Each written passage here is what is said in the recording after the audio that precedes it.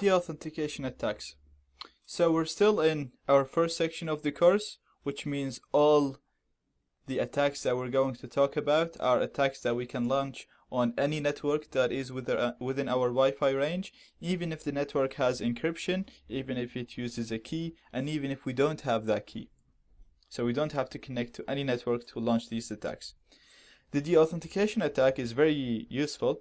It allows us to disconnect any device from any network that is within our Wi-Fi range. To do this, we're going to spoof our MAC address to the target client MAC address. So the target client is the client that we want to disconnect. We're going to pretend to be him, and we're going to send a deauthentication packet to the router. So we're going to tell the router, I want to disconnect from you. At the same time, we're going to spoof our MAC address to the access point MAC address, to the router's MAC address, and tell the target client, the client that we want to disconnect, we're going to tell him, you need to re-authenticate yourself. So when we do this, we're going to successfully disconnect the target client. So we're going to pretend to be the target client and tell the access point that we need to disconnect from you, we want to disconnect from you. And then we're going to pretend to be the access point and tell the client, you need to reconnect, if you need to re-authenticate yourself. When we do that, the connection is lost.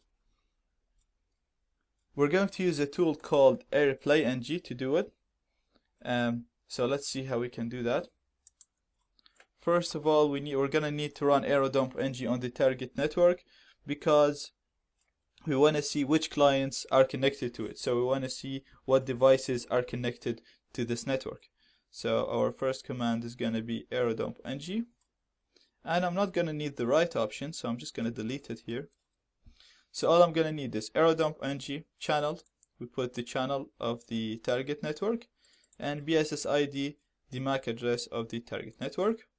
And we hit enter. And now we're sniffing on my target network, which is UPC62. So my target device is going to be this device. This method would work on any device, whether it's a Linux, Windows, Mac. If it's a phone, Android, iOS, it doesn't matter. They all use the same method of transferring packets, so it's going to work on any Wi-Fi enabled device.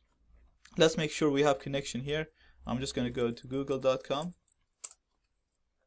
Make sure I'm connected to the internet. Okay, so we see now that Google is working perfectly. Let's go back here. And I'm gonna split the screen here. So we're gonna run AirPlayNG now to disassociate one of the devices from the network. We can run it to disassociate all devices, but I found when I do that, it doesn't really disassociate all of them because we have too many targets to disassociate. So I'm gonna choose one target, which is going to be this device, the device that we just saw. So it's going to be AirPlayNG, and then we're gonna deauthentication attack, and then we're gonna put the number of deauthentication packets that we're going to send. So I just put a very large number to keep the device disconnected. Then we're gonna put the target access point. So it's the MAC address of our target access point. This is it. And then we're gonna put the source or the client MAC address. That's the device that we want to disconnect, and it's this device here. So I put its MAC address there, and I'm just gonna put 10, my Wi-Fi card with monitor mode.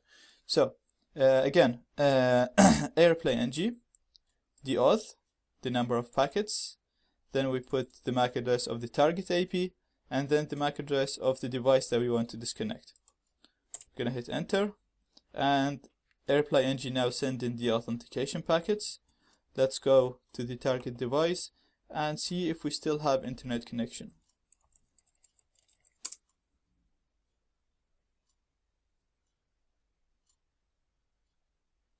And as you can see, we lost our connection, and it's now trying to reconnect. It's not going to be able to reconnect because we're still sending the authentication packets. So this device is successfully disconnected, and we can launch this attack on any network that we want without we don't need to know the username, we don't need to know the password or the key to that network.